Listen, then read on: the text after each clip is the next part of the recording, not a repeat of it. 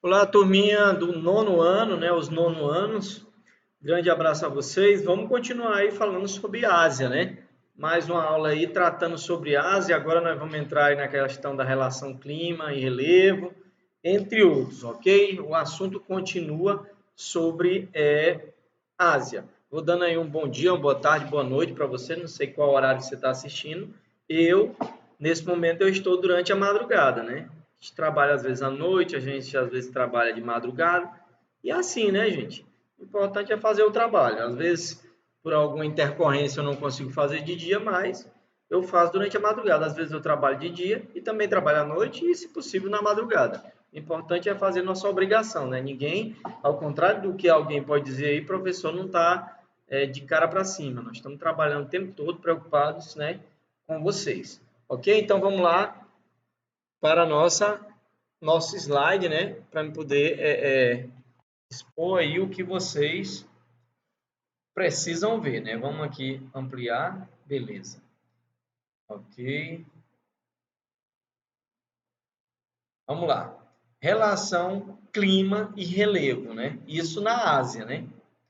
O relevo é um dos elementos que influencia de maneira significativa a dinâmica climática.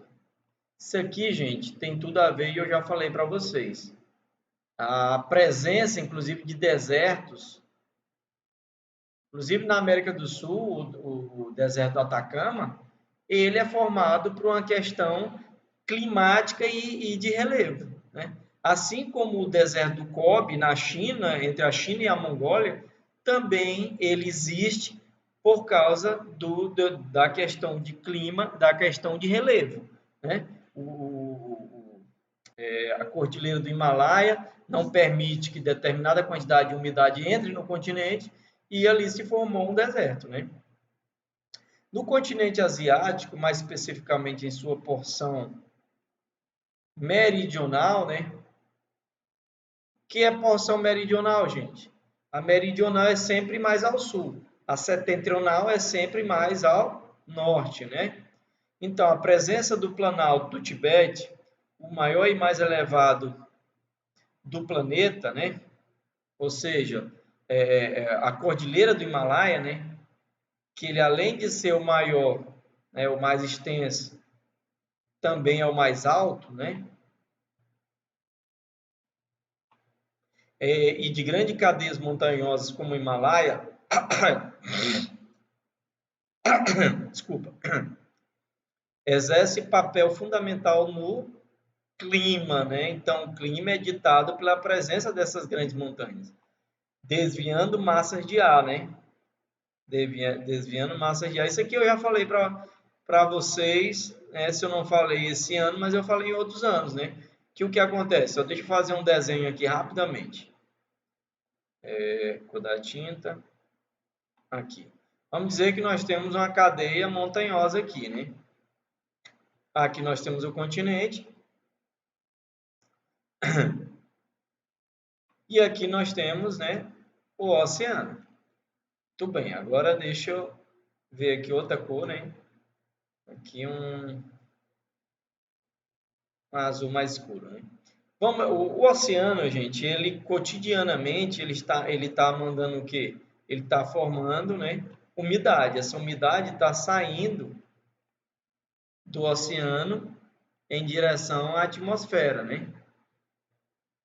É por isso que você vai ali em São Luís e você recebe aquele vento, né? Aquele vento na cara o tempo todo, né? Aquele ventinho fresco, né? Na cara o tempo todo. Por quê? Porque é o oceano que está mandando umidade para o continente.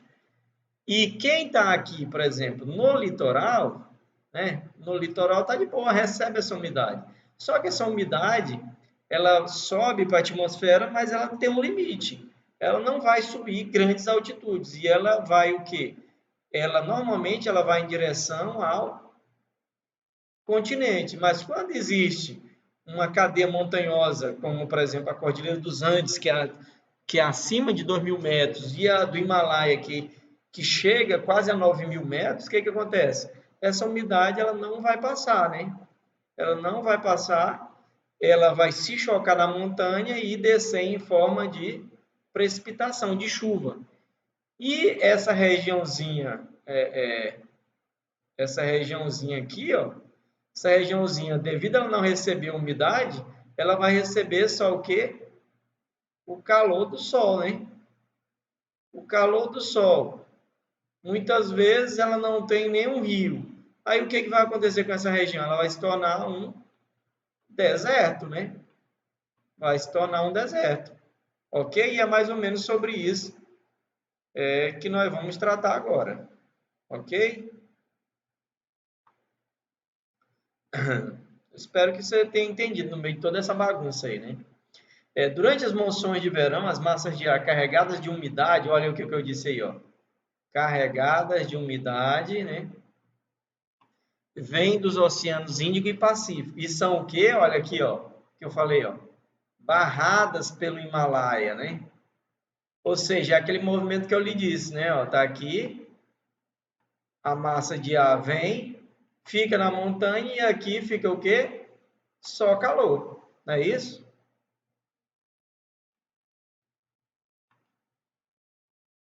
Deixa eu botar a marca desse, né? Impedidas de seguir em direção ao norte. Com isso, ocorrem intensas precipitações de neve sobre as montanhas. Então, nas montanhas vão ter o quê? Vai ter neve, porque essa umidade ela vai congelar e cair em forma de neve na montanha. E nos vales das montanhas vai ter chuva, o que alimenta, né, extensos rios, né, que têm suas nascentes na cordilheira. Mas por outro lado, né, na verdade, desse lado aqui, né, desse lado aqui a umidade bate, aqui forma neve, aqui forma chuva, né, e vai se tornar rio. Desse lado aqui, como ela não passa, vai ficar só o que? Secura, né? Então vamos ver aí especificamente o lado aqui, o lado que é barrado, né?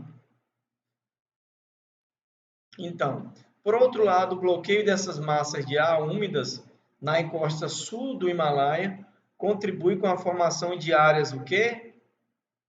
Desérticas, né? Frias ao norte, né? Ou seja, é um deserto que não tem umidade, mas é frio, né? Do Planalto do Tibete, como o deserto, olha aí, ó, que eu já estava falando para você, o deserto do Gobi, né? E o Taklamakan, que é outro deserto, né? Agora, vamos dar uma olhada nisso, gente, né? Vamos dar uma olhada nisso em loco mesmo aqui, né? Cadê? Beleza. Olha aqui, né? Olha aqui, gente. Preste atenção aqui, ó. Olha, aqui é o Índico, né? O Oceano Índico. A umidade, ela vem daqui, gente, ó. Ela vem daqui, né? Nessa direção aqui, ela vai subindo, ó. Essa umidade, ela sobe, né? Sai daqui do Oceano Índico e do Pacífico, sobe, sobe, até onde está verdinho aqui ela chega. Mas quando chega aqui, ó, nas altas, na grande altitude desses morros, ela se torna gelo no topo, no topo dessas montanhas e chuva. Aí ela derrete e forma o quê? Os grandes rios. Olha aqui, ó, a quantidade de água aqui é tudo do degelo, do degelo dessa neve aqui e também das chuvas que caem no vale. Em compensação, essa outra área aqui, ó, deserto. Olha aqui, ó. Isso aqui é um deserto, se não me engano é o Gobi, aqui. É o deserto do Gobi e o Taklamakan, ó, que é um deserto, aqui é outro. Então aqui, ó, que é um deserto, ó. Por quê? Porque a umidade não consegue chegar aqui. Não chega chuva, não chega nada. Então, um deserto frio, né? Você presta atenção, não sei se vocês estão vendo aí, que tem umas setinhas vermelhas. Isso aí é ar quente, né? Ar quente e seco, né? Então, durante um dia é um inferno. Durante a noite é uma geladeira de secura, né? Aqui, ó, deserto. Aí só vai começar aqui esverdear, ó, depois dessa parte montanhosa aqui, né? Onde a umidade consegue entrar, né? Mas até então, ó, o centro aqui da Ásia, ó, que é cercado aqui pelo Himalaia, aqui o Himalaia aqui nessa região, né? E outras cadeias de montanha impedem, né? Aqui, ó, impedem que a umidade atravesse o centro do continente, o que formou esses dois grandes desertos no centro do continente. E digo para vocês, gente, ó, aqui no nosso continente, essa região aqui do Nordeste só não é um deserto ainda por causa da Amazônia. Porque o dia que o Nordeste brasileiro e o Centro-Oeste brasileiro, essa região aqui só não são deserto por causa da Amazônia, que a umidade aqui da floresta joga, né, ventos úmidos para todo em direção ao sul, né, formando chuvas. Porque o dia, se isso acontecer, e Deus o livre, que a gente perder a Amazônia, aqui vai se formar um grande deserto. Aqui entre a Bolívia, entre a planície da Bolívia até o Nordeste brasileiro, vai ser um grande deserto. Por quê? Porque que da mesma forma, a Cordilheira dos Andes não permite que as massas de umidade do Oceano Pacífico penetrem no continente. E aqui as que vêm do Oceano Atlântico, elas também penetram, mas só até a parte litorânea, né? Então, o que salva realmente a gente de ter um deserto aqui no centro da América do Sul, ou seja, nesses estados aqui, como, por exemplo, o Mato Grosso do Sul, né? Goiás, Tocantins e o Nordeste, é realmente a floresta amazônica. Então, oremos pela Amazônia, né? Então, vamos lá, bora voltar para o nosso slide. Então, esse aqui já falamos, né? O deserto do Gobi e o Taklamakan. Aqui, né?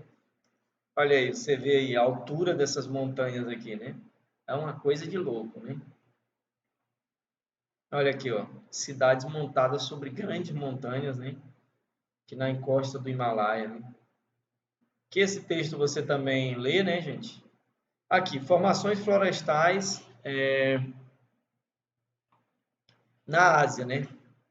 No continente asiático ocorrem formações florestais diversas, como floresta boreal, né, que é aquelas florestas de pinho, né?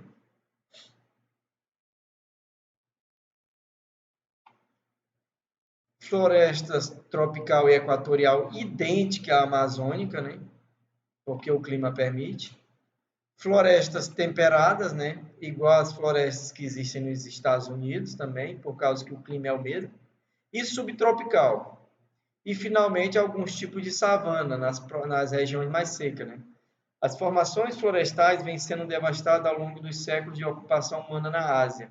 Em virtude de sua localização, a floresta boreal, que ocupa as regiões frias ao norte do continente, é a mais o que? Preservada, né? Que o homem até hoje teve pouco acesso a ela. Por outro lado, as florestas tropicais, né? Essas estão acabadas. E equatoriais, situados no sul e sudeste dos continentes, são aquelas que vêm sofrendo maior o quê?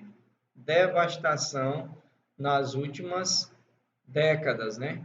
É o caso da Indonésia, né? Filipinas, onde ali no Vietnã, né? Onde tem florestas tropicais e lá realmente estão derrubando tudo, né? Muito em breve não vai mais existir, até porque lá as leis são bem diferentes e os governos também não são tão diferentes dos nossos, né? Mas lá é menos visado do que, por exemplo, a Amazônia. Olha aí, ó, isso aqui parece a Amazônia, né? Mas não é, é uma floresta tropical no Sudeste Asiático. Na Ásia, há muitos parques nacionais, nos quais as florestas tropicais e equatoriais são o quê? Preservadas. Essas florestas são muito fechadas e exuberantes, com grande variedade de espécies vegetais de folhas largas, sempre verdes, com características semelhantes à Amazônia e à Mata Atlântica, né? No Brasil. Então, tem muita característica em comum. Aqui, vista aérea da floresta tropical na Malásia, né? Olha aí, ó. Muito parecido aqui já com áreas devastadas, né? Aqui, ó, eles aqui já devastaram para introduzir palmeiras, né? Extensas áreas ocupadas por floresta tropical estão sendo desmatadas para dar lugar à monocultura de palmeira, árvore da qual se extrai o fruto usado para a produção do óleo de palma, né? Por ser muito barato, esse óleo é usado como ingrediente em vários produtos, principalmente alimentícios. Batata frita, margarina, chocolate, sorvete, etc. E cosmético, né? Shampoo e sabonete fabricado por grandes empresas multinacionais. Então, essas empresas estão lá, né, em busca da palma e elas não estão preocupadas com a floresta. Elas querem o óleo, né? E o óleo vem dessa frutinha aqui, que é a palma, né? Que é de uma palmeira. Desculpa aí. Diversas pesquisas apontam que ao ser transformado, o óleo da palma, identificado nos rótulos nas embalagens de óleo ou gordura vegetal, passa a conter gorduras, o quê? Prejudiciais à saúde das pessoas. Então, ele é muito usado na indústria alimentícia, mas ele é prejudicial, né? No entanto, em seu estado bruto, conhecido no Brasil como o óleo de dendê, né? É aquele óleo vermelho, né? É a fonte importantíssima de importantes vitaminas, né?